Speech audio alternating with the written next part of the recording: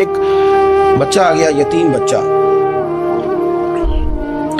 اس نے آ کے عرض کی حضور 3 گھر میں افراد ہیں، میں، میری بہن اور میری بیوہ ماں، والد حضور چلے گئے اور آج نا 3 دن ہو گئے روٹی کوئی نہیں کھائی۔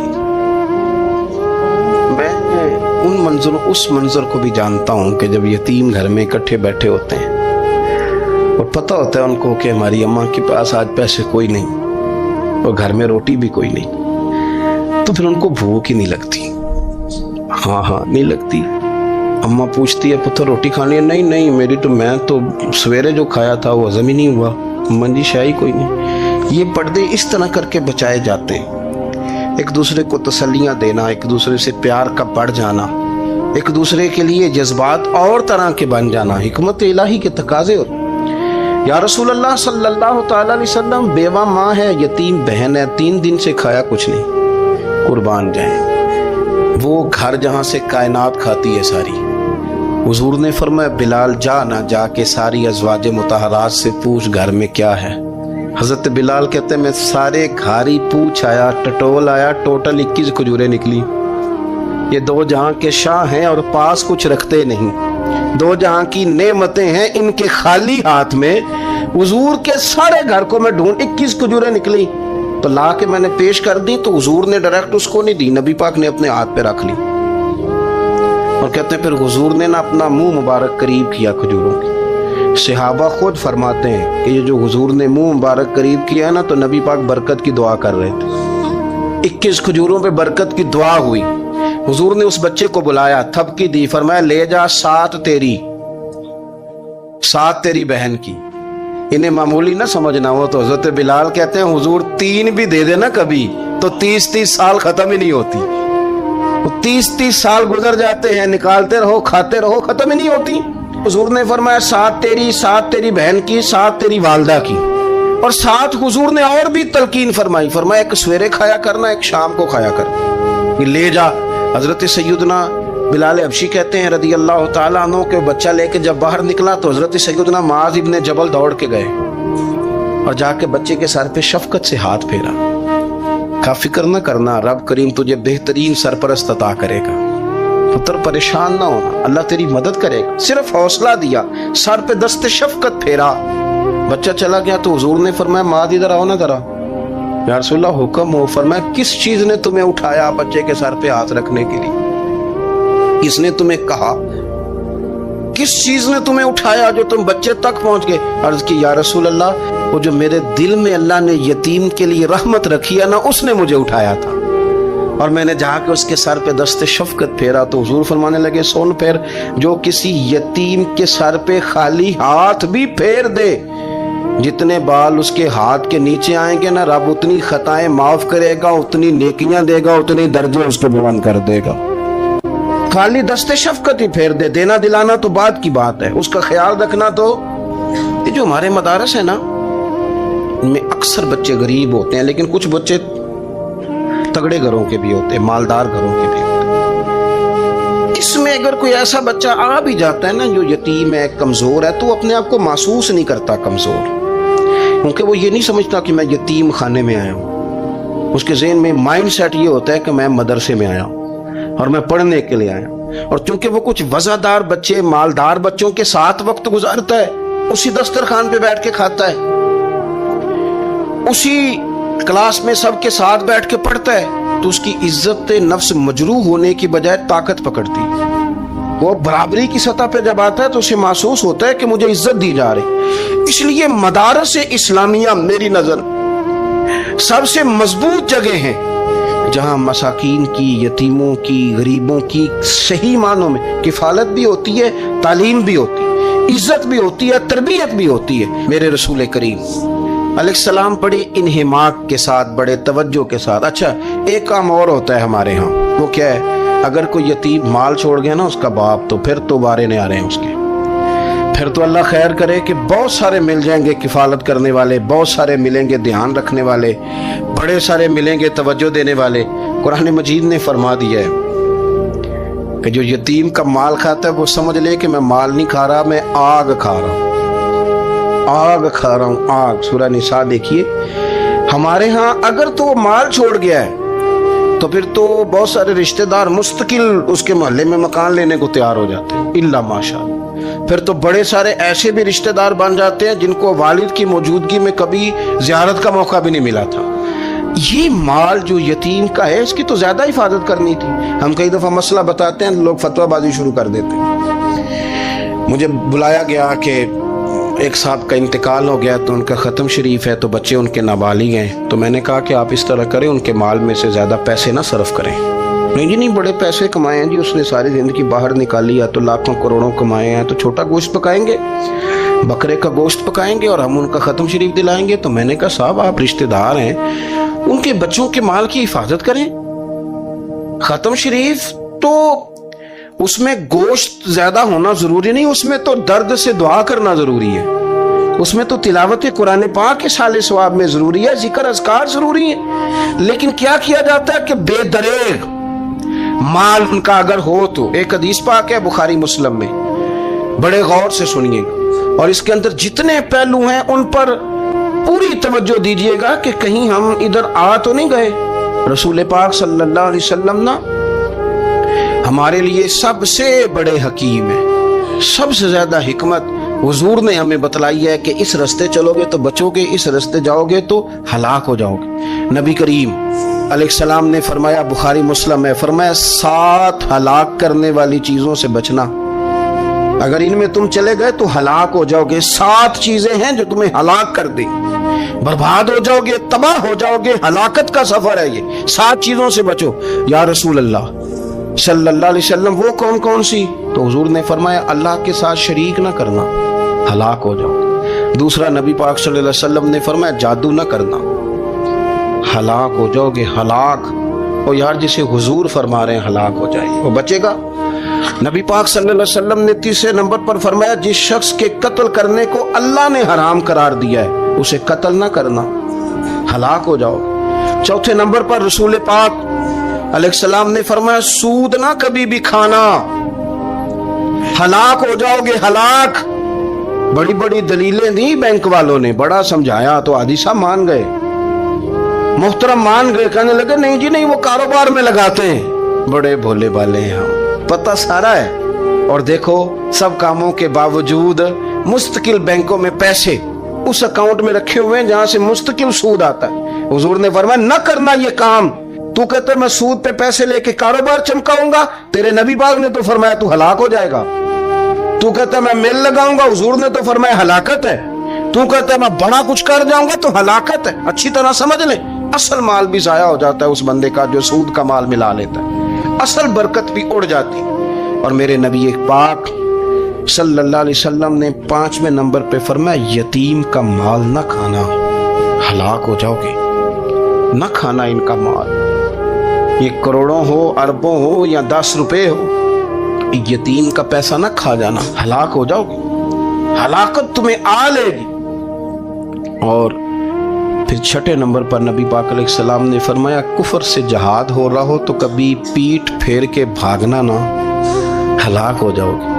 और 7वें नंबर पर अल्लाह के रसूल ने फरमाया, बेकसूर और बेगुनाह औरत पर तोहमत न लगाना, बिला वजह बहू के खाते ना कुछ डाल दे, बिला वजह भाभी और बीवी और किसी भी खातून पर कोई इल्जाम, बेकसूर औरत पर बोहतान न लगाना। मार मार के एक शख्स ने बेहाल कर दिया बीबी को और बाद में पता चला कि जी मुझे शाक है, तवीज कराती है। क्या आपकी सोच है? मुसलमान अल्लाह को मानने वाला और इस बातों पर इल्जाम लगाएगा, तवीज करा के लाती। बेकसूर औरत पर बोहतान, एक तो बात है उसे मारना और एक ये है कि कोई तकलीफ देना, और एक खाली इतनी बात की कि बोहतान भी ना लगाना, उस पर इल्जाम ना लगाना। यानी तुमने सिर्फ बेकसूर औरत पर इल्जाम ही लगाया तो हुजूर फरमाते हलाक हो जाओ। ये हलाकत वाला काम है। लेकिन हम बगैर सोचे समझे कह देते हैं उसने कहा है, उसने किया है, ये करती है, ये काम नहीं करे। ये 7 वो चीजें हैं जो हलाक कर देंगी। नबी पाक सल्लल्लाहु ताला अलैहि वसल्लम फरमाते हैं, मैं ना जन्नत का दरवाजा खोलूंगा तो एक औरत को ना मैं सबकत ले जाते हुए देखूंगा, यानी वो जल्दी से जन्नत में दाखिल हो रही। या बाज शारहीन कहते हैं कि हुजूर दाखिल होते ही सबसे पहले उसका चेहरा देखेंगे, हुजूर फरमाएंगे तू पहले ही आ गई, बीबी जन्नत में। हुजूर ने दरवाजा खोला तो जल्दी से नजर आई, तू पहले आ गई। सब ने लिखा है कि इस औरत की शान ये है कि सबसे पहले जन्नत में गई। मैंने हदीस पढ़ी तो मैंने नीचे हाशिए में लिखा, मैंने कहा मेरा ख्याल ये है कि इसकी ज्यादा शान ये है कि जन्नत में इसकी सबसे पहली मुलाकात मदीने वाले महबूब से हो गई। ये देखो कितनी बड़ी शान। हुजूर फरमाने लगे तू कैसे पहले ही आ गई, कौन है तू?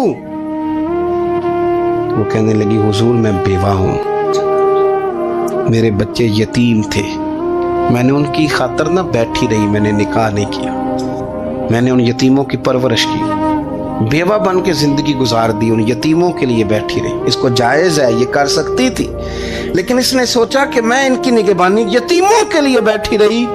आज शान ये है कि मदीने वाले के लिए जब दरवाजा खुला है तो इस बीबी को भी रब करीम ने फौरन ही जन्नत अता फरमा दी। ये सबसे पहले गई। मैंने देखी हैं ऐसी औरतें 23 साल में बेवा हुई पर उम्र बच्चों के नाम कर दी। मुझे पता था कि कल को जब ये बड़े होंगे तो ये अपने कमरे का दरवाजा बंद कर लेंगे, ये नहीं पूछेंगे कि अम्मा सोई है कि जाग रही है। इनका आना जाना अलग से हो जाएगा, इनके ताल्लुकात अपने हो जाएंगे, पर ये बैठी रही, ये बैठी रही। इसने बच्चों को वक्त दिया तो बच्चे तो क्या इसको सिला देते थे, रब ने ये सिला दिया है कि सबसे पहले इसे जन्नत में दाखिला अता फरमाया। अबू दाऊद शरीफ में मुस्नद इमाम अहमद बिन हंबल में हदीस है, नबी पाक सल्लल्लाहु अलैहि वसल्लम के चचा जाद थे हजरत जाफर तैयार, मौला अली शेर खुदा के भाई थे, जंग मौता में शहीद हो गए। वहां से कोई खबर लेके नहीं आया, लेकिन रब खबरें देता है ना अपने हबीब। अल्लाह गैब के खजानों की कुंजियां देता है अपने महबूब को। नबी करीम सल्लल्लाहु ताला अलैहि वसल्लम ना उनके घर गए, उनकी ज़ौजा का नाम अस्मा बिनते उमैस था। हुजूर ने फरमाया अस्मा मेरे भतीजों को मेरे पास लाओ, मोहम्मद बिन जाफर और अब्दुल्ला बिन जाफर रदी अल्लाह ताला। बच्चे करीब आए, हुजूर को पता है इनके वालिद शहीद हो गए। नबी पाक ने अपनी नाक मुबारक उनके रुखसारों पे रखे, फिर हुजूर ने उनका माथा चूमा, फिर नबी पाक सल्लल्लाहु अलैहि वसल्लम ने सीने से लगाया, फरमाया हजाम को बुलाओ ना जरा, इनके बाल तराशे कितने कितनी बड़े हो गए, हजामत होने वाली। हुजूर प्यार कर रहे थे, आंखों में आंसू थे, तो जनाब अस्मा करीब आई, कहने लगे हुजूर मेरे शौहर की कोई खबर आ गई है? तो नबी पाक सल्लल्लाहु ताला अलैहि वसल्लम ने गर्दन मुबारक उठाई तो आंखों में आंसू थे। फरमाया रब ने मेरे भाई को शहादत का दर्जा अता किया है। फरमाया कोई आहो बका ना करना मेरे भाई पर, अल्लाह ने उसे शहादत का दर्जा दिया है। हजरत जाफर तैयार के घर वालों के लिए हुजूर ने सहाबा को हुक्म दिया कि ये गम में हैं, इनके लिए खाने पका के लाओ। फिर नबी पाक उन बच्चों से प्यार करने लगे, फरमाने लगे ये जो है ना मोहम्मद बिन जाफर, ये अपने दादा जनाब अबू तालब से मिलता जुलता है, और ये जो अब्दुल्ला बिन जाफर है ये तो सारा मेरे साथ मिलता जुलता है। नबी पाक सल्लल्लाहु अलैहि वसल्लम प्यार करते, बातें करते। हजरत अस्मा रोने लगी। ये अबू दाऊद शरीफ में मुस्नद इमाम अहमद बिन हंबल में चमकते जुमले। अर्ज करने लगी हुजूर मेरे बच्चों का क्या बनेगा, कौन किफालत करेगा? कुर्बान जाएं रसूल पाक सल्लल्लाहु अलैहि वसल्लम के क्या जुमले, यतीमों के लिए हुजूर का नवाजने का क्या अंदाज है। फरमाया अस्मा तू फिक्र न कर, अना वलीयुहुम फिद दुनिया वल आखिरा। फरमाया मैं दुनिया में भी इनका वारिस बनूंगा, कयामत के दिन भी इनका वारिस बनूंगा। कुरान मजीद फुरकान हमीद इरशाद फरमाता है कि वाज़रू ज़ाहिर अल इस्मी व बातिना, ज़ाहिरी गुनाह भी छोड़ दो और बातनी गुनाह भी छोड़ दो।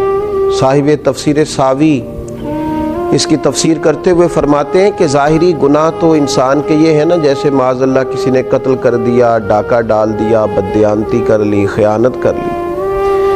और बातनी गुनाह ये है कि उसने हसद किया, तकब्बुर किया, बुग़्ज़ रखा, बदगुमानी की, बुरा सोचा, अपने दिल के अंदर उसने कीना परवरी की। ये सब वो बातनी गुनाह है जो इंसान के दिल को बिगाड़ देते हैं, उसके बातिन को मैला कुचैला गदला कर देते हैं। इंतहाई खूबसूरत, नफीस, पढ़े लिखे, साफ सुथरे, समझदार, अच्छे घराने के लोगों को ये बातनी गुनाह इस तरह का बना देते हैं कि वो एक खुदगर्ज इंसान बन जाता है। उसका रवैया इंसानों के हक में इंतहाई बदअखलाकी का हो जाता है। ये जो बातनी गुनाह हैं, ये जो बातन के मैल कुचैल हैं, हज़रत सैयदना امام غزالی رحمۃ اللہ علیہ فرمایا کرتے تھے ظاہری اعمال کا باطنی اوصاف کے ساتھ خاص تعلق ہے۔ فرماتے ہیں اگر باطن خراب ہو جائے تو ظاہری اعمال بھی خراب ہو جاتے ہیں، اور اگر باطن اجلا ہو، خوبصورت ہو، صاف ستھرا ہو، عاجزی والا ہو، انکساری والا ہو، خیر خواہی والا ہو، اللہ کے بندوں کی محبت والا ہو، اچھی سوچ والا ہو، اس کے اندر یہ ساری خوبصورتیاں موجود ہوں تو پھر انسان کا باطن بھی سنور جاتا ہے۔ ہمارے دلوں کے اندر بعض ایسی چیزیں ہوتی ہیں جو ہمارے لیے انتہائی خطرناک ہوتی ہیں۔ حسد کا سادہ معنی جو ہمارے ہاں کیا جاتا ہے وہ جلنا ہے۔ تو مجھے بتائیے جو آدمی جل رہا ہوگا وہ سکون کیسے پائے گا؟ بغض کا معنی دل پر کسی کے لیے بوجھ رکھنا بھی کیا جاتا ہے۔ تو جب اپنے دل میں کسی کے لیے بوجھ رکھا جائے گا، تکلیف محسوس کی جائے گی، تو کیا انسان قرار پائے گا؟ تکبر کا معنی یہ ہے کہ آپ نے اپنے آپ کو بڑا جانا، کسی کو چھوٹا اور حقیر سمجھا۔ تو جب ہر وقت آپ اپنی بڑائی ہی کے چکر میں پڑے رہیں گے تو کیا دل کو قرار آئے گا؟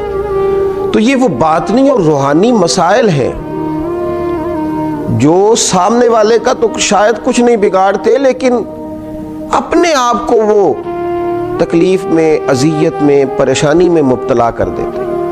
تو ان روحانی مسائل کی معرفت رکھنا، ان کا خیال رکھنا، نبی اکرم نور مجسم صلی اللہ تعالی علیہ وسلم نے فرمایا تمہارے وجود میں گوشت کا ایک لوتھڑا ہے، اگر وہ ٹھیک ہو گیا تو سارا جسم ٹھیک ہو گیا، اگر وہ بگڑ گیا تو ہر چیز ہی بگاڑ دے گا، بگڑ گئی ساری چیزیں۔ یا رسول اللہ صلی اللہ تعالی علیہ وسلم وہ کون سا لوتھڑا ہے؟ تو فرمایا وہ تمہارا دل ہے۔ اگر تمہارے دل کے اوپر میل کچیل ہو، بغض ہو، عداوت ہو، کینہ ہو، حسد ہو، تکبر ہو، بدگمانی ہو، تو وہ سارے جسم کو بگاڑ دے گا، تمہیں شدید تکلیف میں مبتلا کر دے گا۔ لیکن اگر دل صاف ہو، اگر دل میں عجز ہو، اگر دل میں محبت ہو، اگر دل میں خلوص ہو، دل میں للہیت ہو، اگر دل کے اندر کسی کے لیے درد ہو، خیر خواہی ہو، تو پھر یہ دل باقی اعمال کو بھی سنوار دے گا۔ اسی لیے امام غزالی رحمۃ اللہ علیہ فرمایا کرتے تھے کہ دل ایک تنے کی طرح ہے۔ درخت کا جو تنا ہوتا ہے اس کی مانند دل ہے۔ اگر تمہارا دل صاف ہے تو پھر جو اوپر شاخیں لگیں گی تنے کے وہ بھی خوبصورت لگیں گی، پھول لگیں گے، پھل لگیں گے، توانائی ہوگی۔ لیکن اگر دل ہی بگڑ گیا ہے، پاک ہوئے تے پاک ہی ملدائی تے بنا پاکوں پاک نہیں ملدا، سارے جسم دے تون دے نالوں اکو تولے ٹکڑا دل دا۔ اور اقبال کہنے لگے دلے بیدار پیدا کر، کہ دل خوابیدہ ہے جب تک، نہ تیری ضرب ہے کاری نہ میری ضرب ہے کاری۔ دل اگر صاف ہو، یہ جو باطنی ہمارے مسائل ہیں، یہ جو روحانی مسائل ہیں، جب تک ان کا ادراک نہیں ہوتا، اعلیٰ حضرت فاضل بریلوی رحمۃ اللہ علیہ فتاوی رضویہ شریف میں ارشاد فرماتے ہیں کہ جو مسائل ہیں نا علم قلب کے، دل کے جو مسائل ہیں، فرماتے ہیں یہ بھی فرض ہے ان کا سیکھنا بھی۔ کون سے مسائل؟ فرماتے ہیں جیسے تواضع سیکھنا، جیسے توکل سیکھنا، جیسے اخلاص سیکھنا، اس طرح باقی مسائل سیکھنا فرض ہے، یہ بھی سیکھنا فرض ہے۔ اور فرماتے ہیں جس طرح بہت سے حرام چیزوں کی معلومات ہونی چاہیے کہ یہ ٹھیک نہیں، یہ منع ہے، یہ درست نہیں ہے، اس سے اللہ رسول ناراض ہو جائیں گے، اسی طرح جو محرمات باطنیہ ہیں، یعنی تکبر ہے، ریا ہے، عجب ہے، حسد ہے، ان کی معلومات ہونا بھی ہر مسلمان کے لیے فرض ہے۔ اور پھر آگے چل کے آپ ارشاد فرماتے ہیں عظیم روحانی پیشوا سلسلہ قادریہ کے عظیم روحانی بزرگ اعلیٰ حضرت فاضل بریلوی رحمۃ اللہ علیہ ارشاد فرماتے ہیں جس طرح پنجگانہ نمازوں کی فرضیت جاننا ضروری ہے، اسی طرح حصول اخلاص کا علم ہونا بھی ضروری ہے۔ اس لیے کہ ہر عمل کی صحت، ہر عمل کا ٹھیک ہونا، اللہ کی بارگاہ میں قبول ہونا اخلاص ہی کی بنیاد پر ہے۔ اگر اخلاص کی معلومات ہی نہ ہوں گی تو یہ وہ روحانی مسئلہ ہے، یہ وہ روحانی مسئلہ ہے جو تمام اعمال کو ضائع کر دے گا، اکارت ہو جائے گی کی ہوئی ہر ایک نیکی۔ پھر آپ ارشاد فرماتے ہیں جس طرح حلال و حرام کا علم ہونا ضروری ہے، اسی طرح ریاکاری کا پتہ ہونا بھی ضروری ہے۔ فرماتے ہیں بڑے بڑے عابد ہیں، بڑی بڑی بہترین عبادت ہے، پر اپنے دکھاوے کی وجہ سے، ریاکاری کی وجہ سے اس عبادت کو ضائع کر لیتے ہیں۔ اعلیٰ حضرت فاضل بریلوی رحمۃ اللہ علیہ فرماتے ہیں جس طرح ظاہری اعمال ان کے فرائض سنن واجبات کا جاننا ضروری ہے۔ اسی طرح انسان کے لیے خود بینی اور حسد کے مسائل کا جاننا بھی ضروری ہے، اس لیے کہ حسد تو اعمال کو کھا جاتا ہے جس طرح لکڑیاں کھا جاتی ہیں۔ یہ جو روحانی مسائل ہیں، یہ جو اندر پنپ رہے ہوتے ہیں، اور امام غزالی رحمۃ اللہ علیہ فرماتے ہیں اس میں تخصیص نہیں کہ یہ تکبر، حسد، بغض، عداوت صرف جہلاء میں ہوتا ہے، کہتے ہیں یہ پڑھے لکھے لوگوں میں بھی ہوتا ہے۔ اس میں تخصیص نہیں کہ یہ صرف غریبوں میں ہوتا ہے، یہ امیروں میں بھی ہوتا ہے، یہ صرف نادانوں میں نہیں ہوتا، سمجھدار لوگوں میں بھی ہوتا ہے۔ ان اعمال کا جاننا، ان کا حساب کرنا، یہ بڑا روحانی موسم ہے رمضان المبارک کا۔ اس مقدس موسم کے اندر جہاں ہم اپنے ظاہری اعمال پر توجہ دیں گے، جس طرح ہم اپنے نماز کو ٹھیک کریں گے، وضو کو ٹھیک کریں گے، جس طرح زکوٰۃ ادا کی جائے گی، اسی طرح روزہ ایک باطنی عمل ہے جو اللہ اور بندے کے درمیان راز ہے۔ تو روزے کے باطنی عمل کے ساتھ ساتھ ہم اپنے باقی اعمال پر بھی توجہ کریں کہ ہمارا دل کہیں حسد کا شکار تو نہیں، بغض کا شکار تو نہیں، عداوت کا شکار تو نہیں، بدگمانی کا شکار تو نہیں، عجب کا شکار تو نہیں۔ اگر دل کے اندر یہ ساری بیماریاں ہوں گی تو یاد رکھیے گا، سارے اعمال کے باوجود، ساری نیکیوں کے باوجود انسان نہ قرار پا سکے گا، نہ وہ نیکیاں اللہ کے حضور قبول ہوں گی، نہ اسے کوئی فائدہ ہوگا۔ اپنے ان روحانی مسائل کے حل کے لیے سب سے پہلے کوشش کی جائے، اپنے باطن سے ان قدورتوں کو، ان بیماریوں کو، ان چیزوں کو سب سے پہلے نکالا جائے۔